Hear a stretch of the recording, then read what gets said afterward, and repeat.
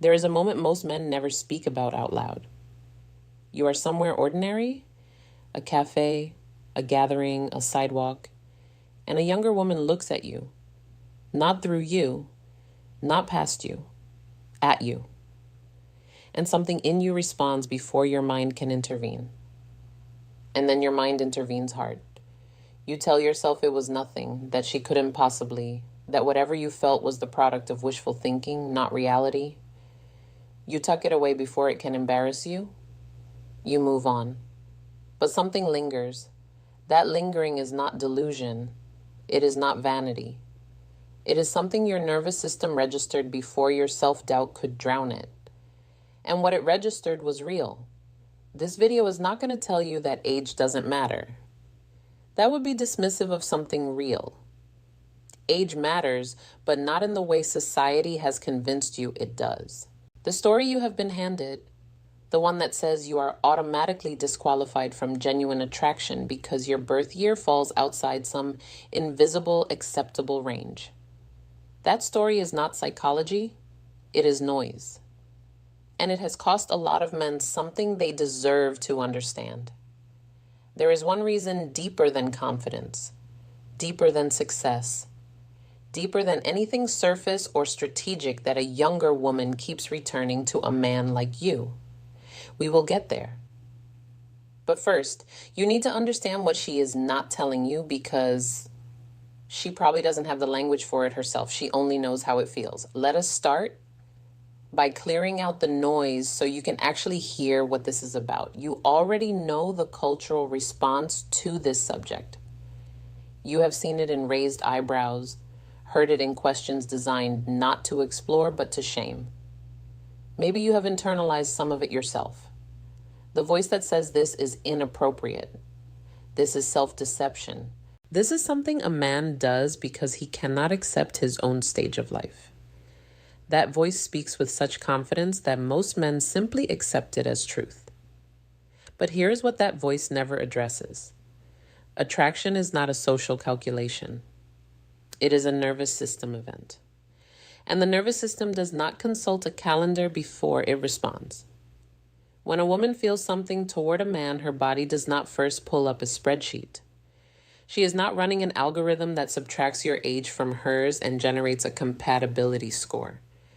What she is actually responding to at a level that precedes conscious thought is a set of signals. Signals about safety, signals about steadiness, signals about whether this man is present or performing, signals about whether being near him makes her feel more herself or less. Those signals have almost nothing to do with how old you are. They have everything to do with what you have become. The problem is not your age.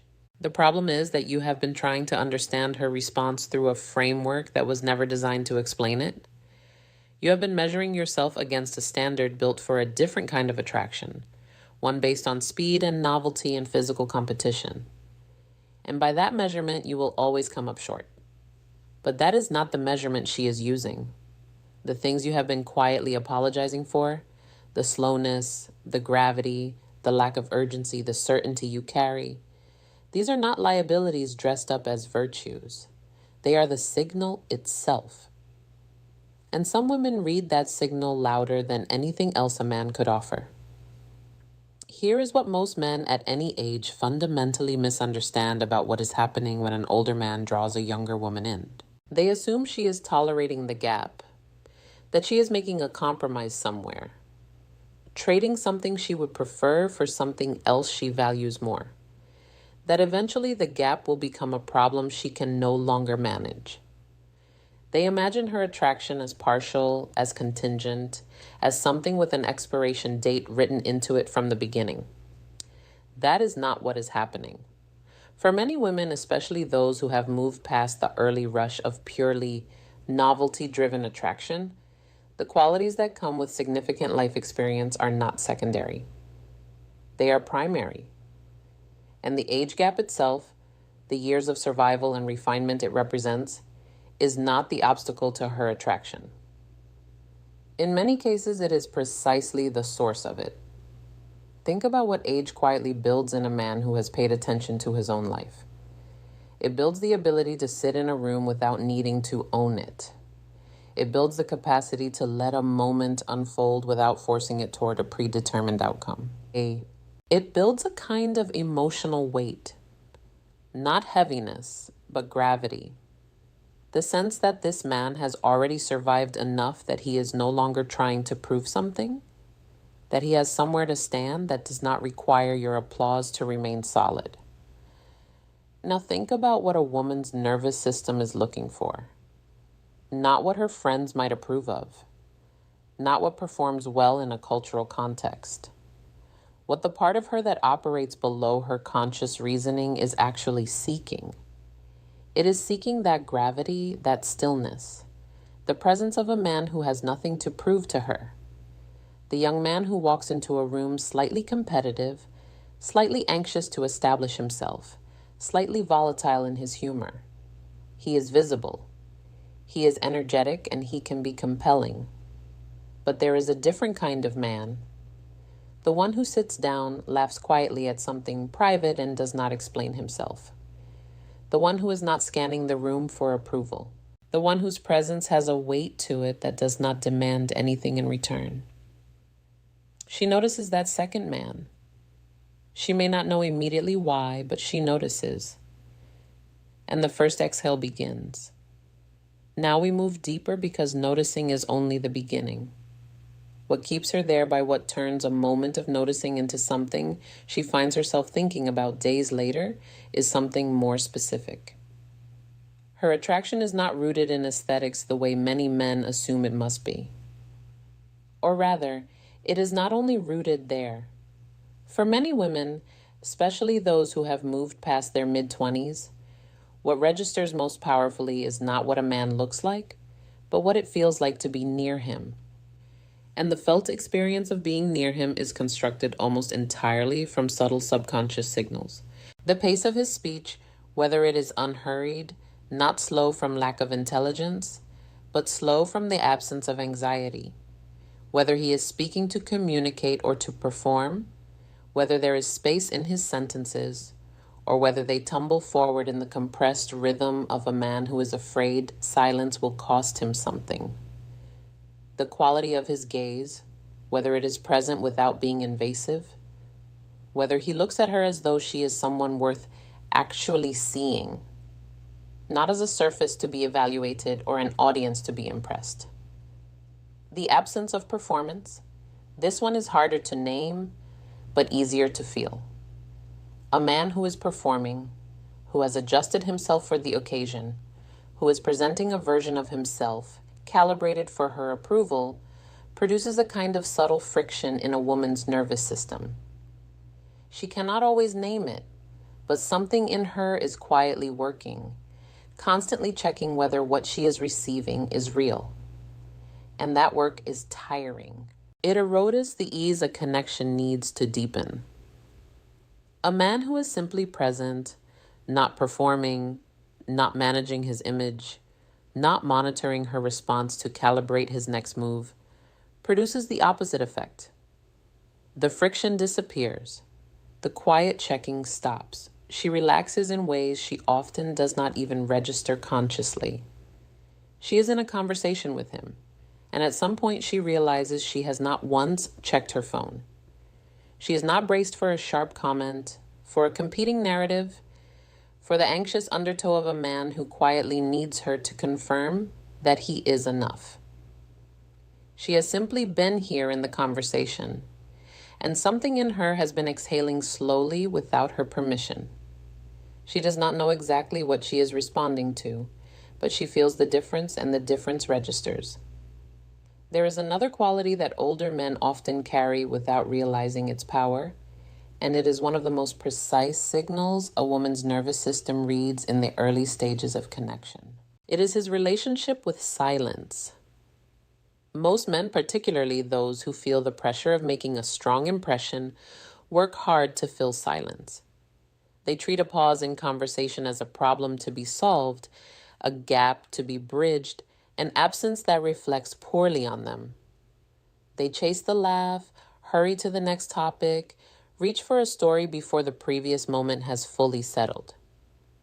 She tests silence early, not deliberately, always. Sometimes just by going quiet mid-con conversation or after something meaningful or simply because she is thinking.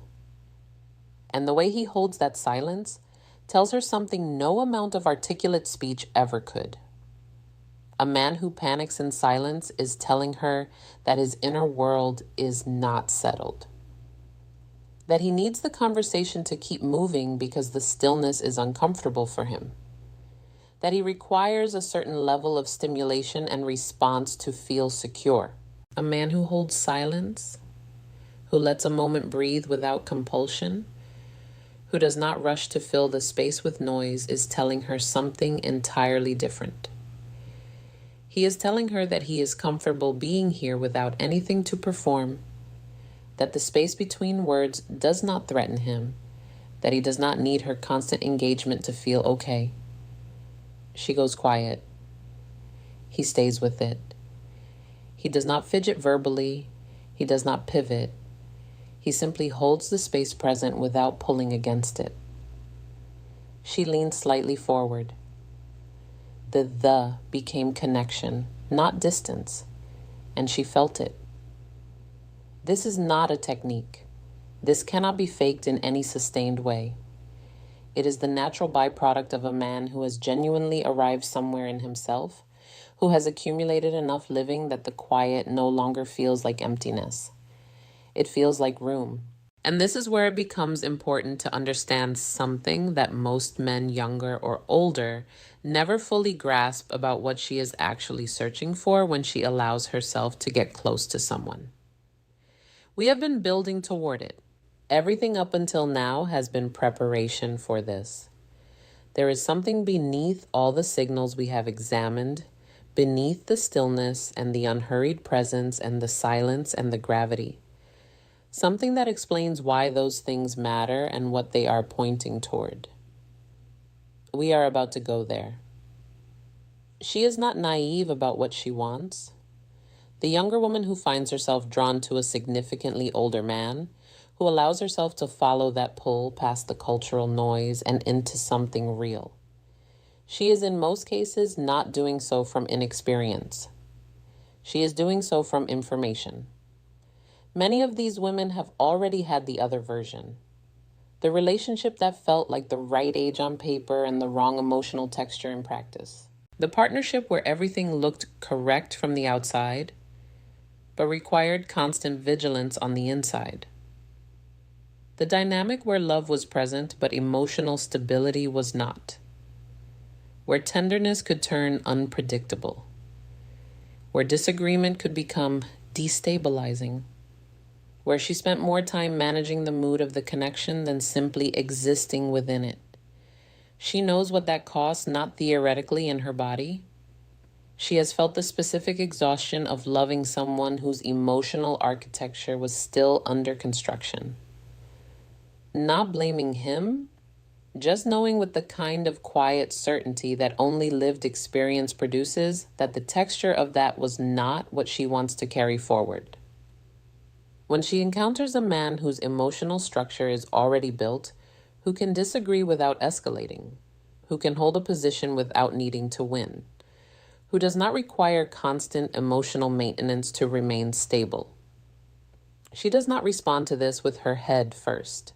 She responds with her nervous system, with relief, with the specific relaxation that comes when something you have been bracing for simply does not arrive.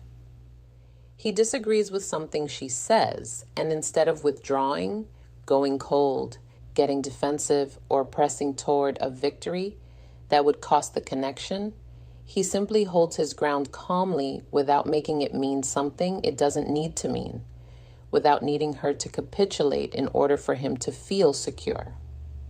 She says to someone later, "He does not make me feel stupid. He is not threatened by me." That is not a small observation. That is her nervous system describing safety. The specific kind that most of the men she has been close to could not quite sustain for long. Not because they were bad, but because they had not yet arrived at the place where they could hold that kind of steadiness. She is not projecting a father figure onto him. She is not filling an archetypal need.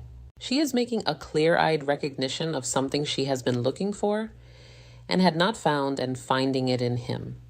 Slow down for a moment here, because what we are about to cover is the deepest layer of this entire subject, and it requires from you that the earlier parts did not just understanding, but recognition. The recognition of something you may have been doing without realizing, and something you can stop.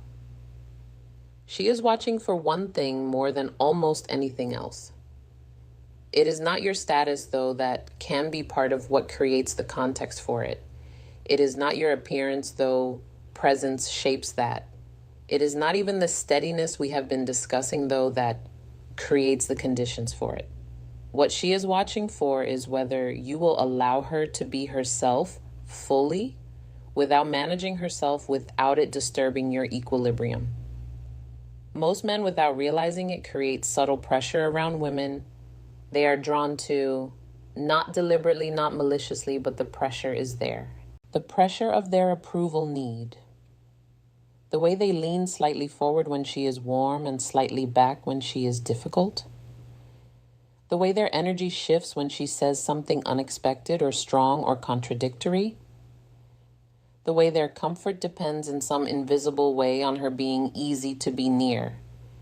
She feels this even when she cannot name it. And in response, she begins to manage herself. She softens the edge of an opinion. She moderates a strong feeling. She monitors her own vividness so as not to tip the balance of his ease, and she gets smaller. The older man who has done enough internal work, who has arrived at a place of genuine self-possession, does not create that pressure. When she says something provocative, he does not flinch. When she is contradictory, he does not need to resolve her. When she brings a strong feeling into the room, he does not move away from it or try to fix it. He simply receives her. He does not try to manage her back to something easier to hold. He simply makes room. She says something half testing, half genuine. An opinion with an edge, an emotion she is not entirely sure how to explain. She puts it out, watching the way women do when they are checking whether it is safe to be real. He does not get defensive. He does not get quiet in a way that signals withdrawal. He does not pivot to something lighter to release the tension she was never trying to create. He simply receives what she said, holds it, responds from a place that is grounded and unfightened. And she exhales deeper this time, because she did not have to take that piece of herself back. This is what she has been waiting for. Not a man who impresses her, a man she does not have to be smaller around. And now we reach the place this entire conversation has been moving toward. The thing that is not about age, the thing that was never about age. At the deepest level of what she is experiencing, beneath the safety signals, beneath the emotional steadiness, beneath the stillness and the space he creates, she is asking one question, not consciously, not in words, but her nervous system is asking it constantly, and it shapes everything. The question is, do I feel more myself when I am near this man? Not more impressive, not more desired in the surface sense, more herself, more fully inhabited, more like the version of herself that is interesting and uncertain and complex and alive, not the managed, moderated, socially safe version. This is what attraction at its deepest is actually measuring. Not age, not achievement, not even chemistry in the conventional sense. The question her body is answering all the time is whether proximity to this person allows her to expand or requires her to contract. And what you have been building, without perhaps knowing that this was what you were building, is the capacity to be around. The capacity to be a presence that allows expansion. That is genuinely rare at any age in any man. It is rare. She stops explaining herself around him.